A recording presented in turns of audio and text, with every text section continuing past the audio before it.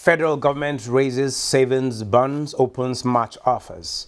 CBN facilitates release of 50,000 metric tons of maize. Federal Executive Council approves 809.7 billion naira for road projects and others. More than 3 million Nigerians lost 18 billion naira to Ponzi schemes, says Securities and Exchange Commission. The program is Business Express, reaching you from Abuja, Nigeria's capital. I am Benny Adams, your guide.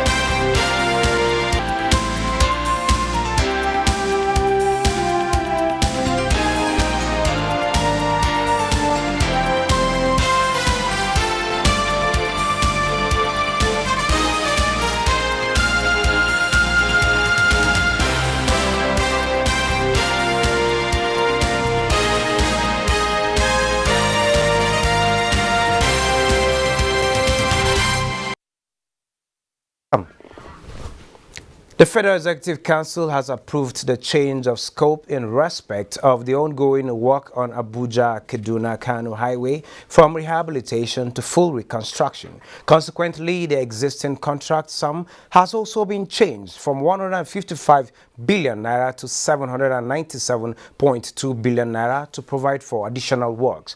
Works and Housing Minister Babatunde Fashola announced this while briefing journalists after the meeting of the council presided over by President Muhammadu Buhari.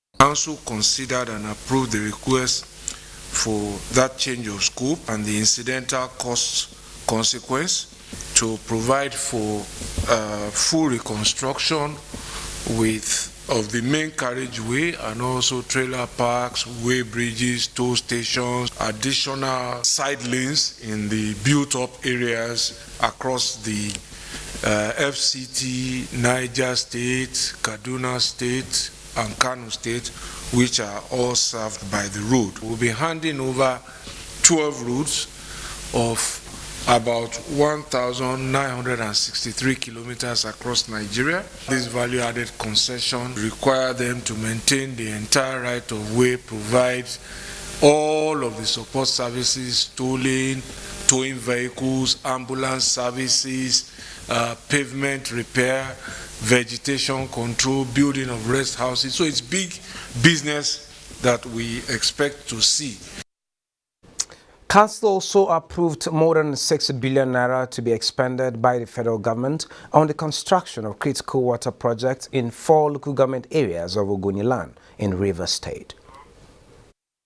You recall the hydrocarbon pollution remediation project, otherwise known as HYPREP, was commissioned in 2016 to clean Ogoniland, impacted areas of Ogoniland, based on a report by United Nations Environment Program, UNEP. The mandate of the project is not just cleaning up the contaminated areas by oil pollution, but also to provide drinking water, and 3, to also provide alternative livelihood for the people of that area. The Central Bank of Nigeria, CBN, has released 50,000 metric tons of maize into the Nigerian market in fulfillment of its pledge to reduce the price of the commodity. This is being done through the Anchor Borrowers Program to major poultry feed producers and poultry producers in the country. The CBN facilitated release of the 50,000 metric tons of maize in the second week of February has made an impact as the maize market has recorded a reduction in price from 200,000 per metric tons to about 180 per metric ton. It is still anticipated that the current price will further reduce. On our surviving COVID, we have the saying that one man's meat is poison to another is likened to the experiences of business owners in Ogbaru main market in Onitsha, the commercial nerve center of Anambra State, as Nigerians reflect on the impact of COVID-19 pandemic and way forward. Blessing Anyawu has details on our surviving COVID-19 segment. Surviving COVID-19 series is brought to you in partnership with the Central Bank of Nigeria. Determination and strategic planning is the secret of some business owners like Mr. Bokno Ago, Secretary General of Ogbaru Main Market, Onitsha. He deals on assorted drinks and other consumables for 29 years. The COVID-19 year under review was a hectic one. It had both positive and negative impact on the populace. In my market here, it had a negative impact in the sense that during the lockdown, there were a series of market closures. And as that regards now, you can imagine what it will take a family of 6 to be indoors for 1 week. Having said that, the people really suffered as per their feeding habits, their economic endpoints, and things like that. It was really a negative side of it. The positive side too was that you might not believe it, the prices of goods skyrocketed because most companies locked down. So people that had wares in their shops, most of them got many high points by selling higher than they should sell. You will not believe it that many people made a lot of money during that COVID-19 lockdown even. He said adhering to COVID-19 protocols and palliatives from the state government during the period was a big relief to cushion the effect of the pandemic. They even went to an extent to provide little assistance in terms of fund during that time. First wave really gave us enough spirit to tackle this second wave now. But because of the second wave now, we procured that massive disinfectant because people pass through the system in order to disinfect. Surviving COVID-19 series is brought to you in partnership with the Central Bank of Nigeria. Well, now the Apex Bank this morning is putting more measures towards deepening food sufficiency through the Agricultural Credit Guarantee Scheme. Leah Katung-Babatunde is at Fraser Suits at the Central Business Area in Abuja. Leah, a very good morning to you. Well, good morning, Benny. Okay, Leah, can you tell us how it is going over there? Yeah, of course. I would first of all want to tell you that the Agricultural Credit Guarantee Scheme has actually been around since 1977. It was put to bear by military decree. But then it is an offshoot of the Operation Feed the Nation. It was an initiative aimed at food sufficiency, which had also been transformed and has gone through some form of metamorphosis. And it is interesting to note that till this time, Nigeria is still wanting to see that food production and activities across the value chain give Nigerians value for money. Yes, agriculture is contributing significantly to the size of GDP, but in terms of revenue, really we are not yet there. And we also just got informed that last year over 30,000 farmers benefited from this credit scheme, which allows commercial banks to give access to credit to farmers. Some, of course, the lower ones without any collateral, and while the higher ones come with collateral, and more than 4 billion naira thereabout was given to farmers. Yes, 4.314 billion naira to be precise, just in the year 2020. But then the recession came, we're out of it, and then activities all around sectors across board to see that we increase revenue, generate substantial revenue to be able to run the government and shift attention basically from oil to other sets of the economy, other facets, and the most crucial one now is agriculture. Of course, because it gives employment to more people at the same time. Benny.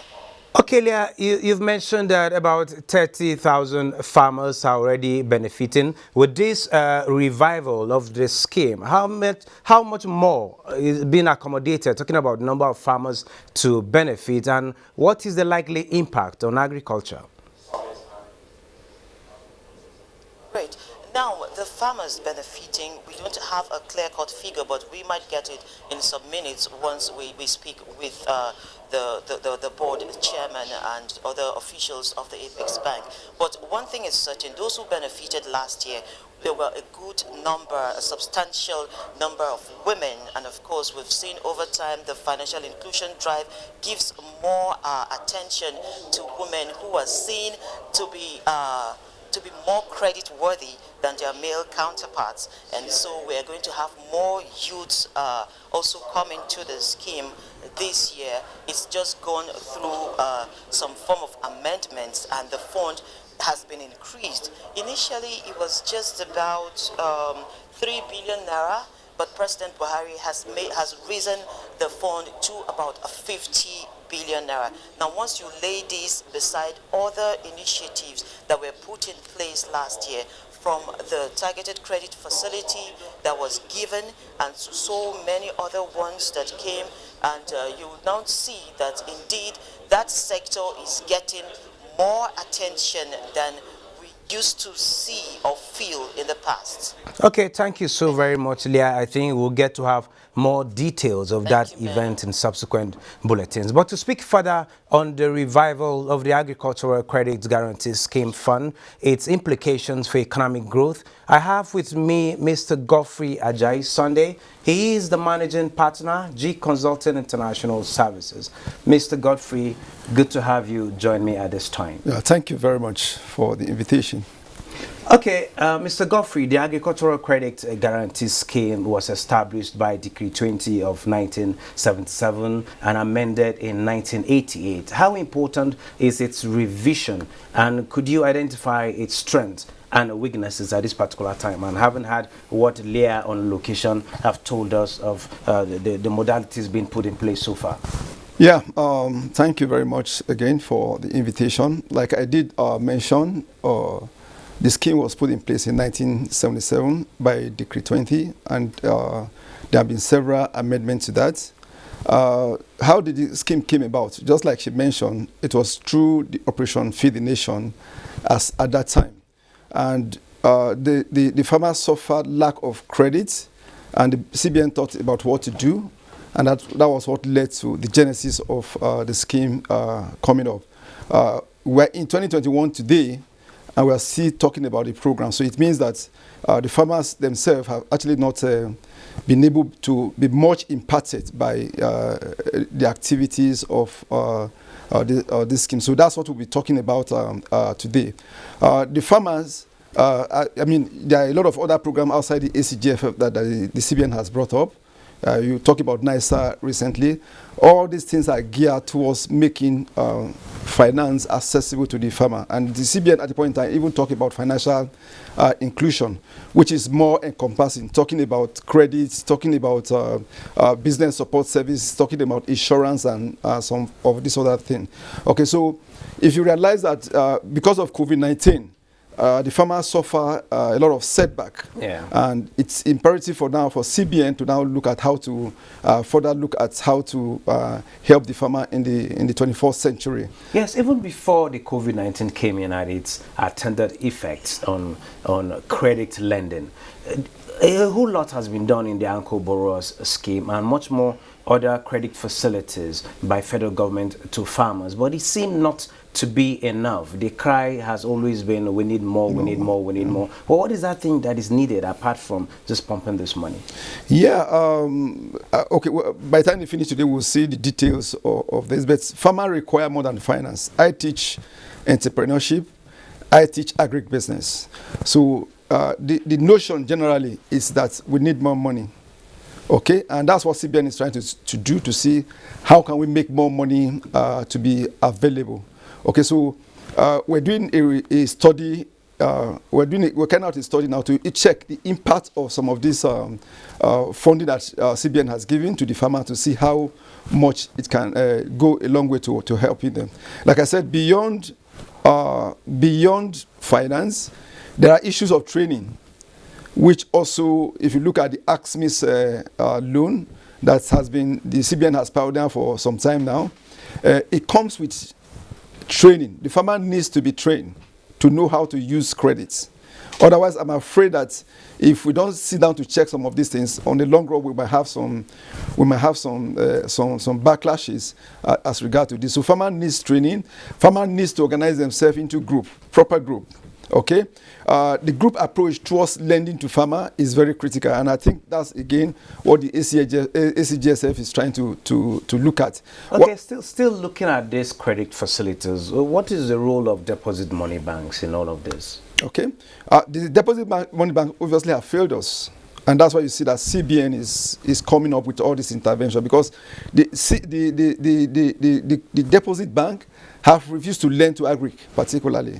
Okay, I undertook a study recently about a bank in Netherlands, the Rabobank. Okay, the Rabobank is purely an agricultural bank.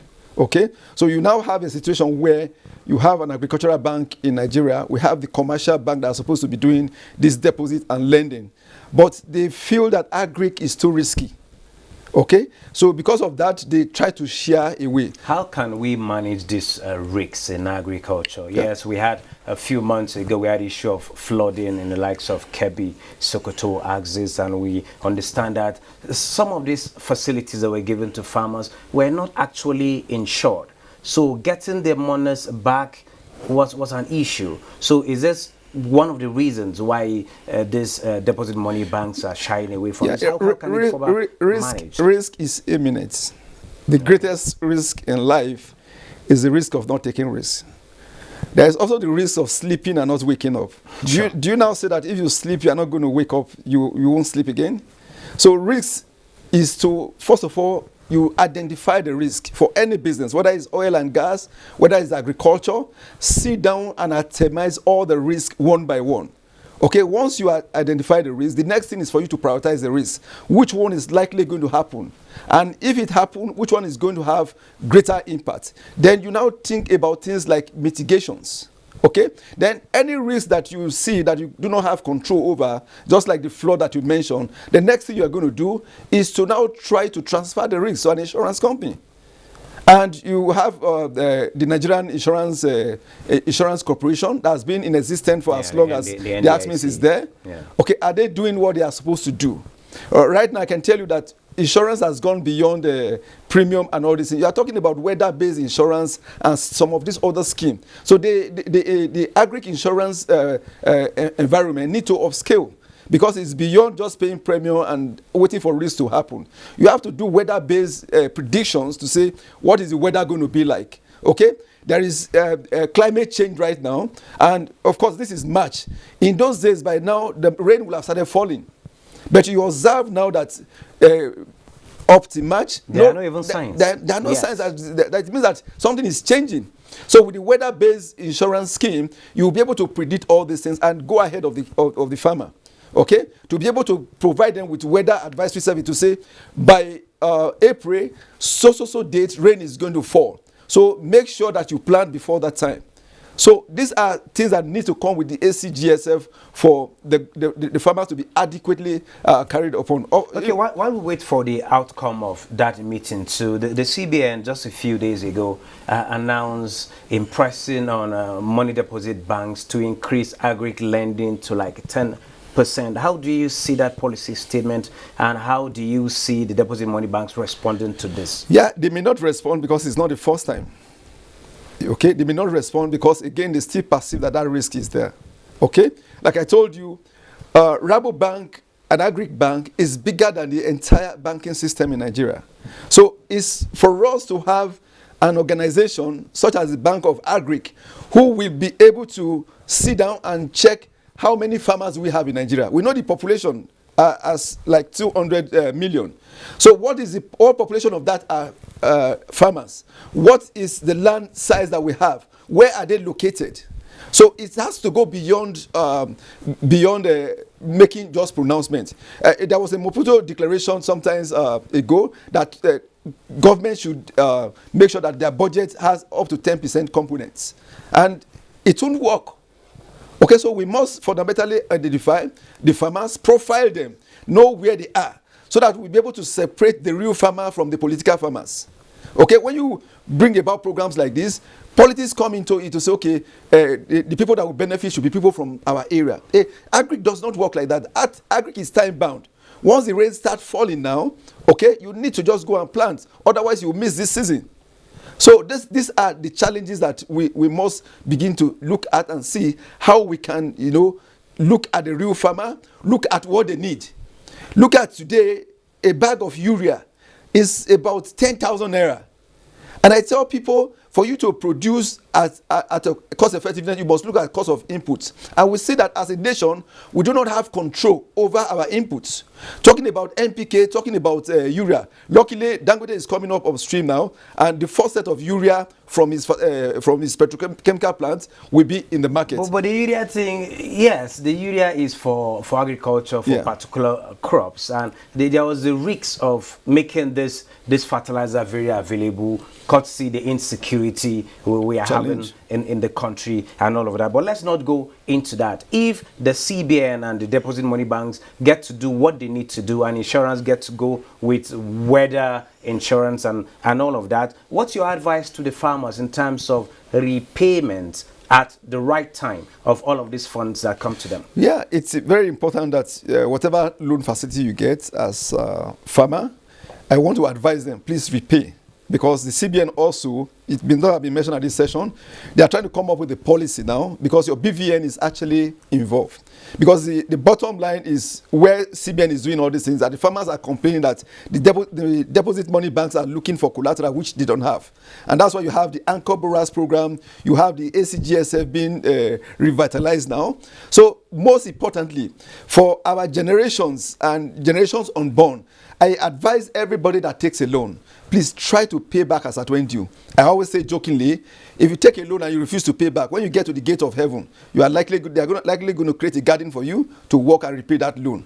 So it's better you pay here on earth before you die. Thank you very much, Mr. Godfrey Ajayi, Sunday Managing Partner, G Consulting. Thank you for sharing your thoughts. Thank you very much. This particular time. I appreciate it. Thank you so much. Thank you. Well, moving on, stocks continue to decline in the Nigerian stock market as profit-taking persists. The all-share index trimmed by 0.44% midweek away from home. Asia-Pacific shares trade lower as bond yields rise again. Tech stocks decline. Musa Abubakar reports. Shares in Asia Pacific slip in Thursday trade following overnight declines on Wall Street as bond yields rose again. In Japan, the Nikkei fell 2.19%, while Hong Kong Hang Seng Index declined 2.32%. Mainland Chinese stocks slipped, the Shanghai Composite down 1.65%. European markets are heading for a lower open Thursday as rising bond yields saw jitters return to global stocks once again. Britain's FTSE 100 is seen around 67 points, lower at 6,608. U.S. stocks index futures slide in early morning trading on Thursday, accelerating losses from the irregular trading session, which saw the major averages finish in the red across the board. The National Youth Service Corps says it will continue to partner the private sector on skill acquisition training for corps members. Director General of the NYSC, Brigadier General Shuaibu Ibrahim, assured that the NYSC would not rest in its hours in its quest to sustain and build on the achievements made towards making corps members employers of labor and wealth creators. Brigadier General Shuaibu Ibrahim also identified inadequate funding as the major challenge affecting its skills acquisition and entrepreneurship development program. That deliberations at this forum will lead to the expansion of the existing collaborations as well as development of new ones. This is where we end this edition of Business Express. Remember to keep in touch by sending your comments, observations, and suggestions. Also be informed that all previous episodes are available on YouTube on the NTA's channel. You can also communicate with us on Twitter. The handle is NTA News Now and the hashtag is BizX. Business Express returns Friday at 3 p.m. Be safe out there.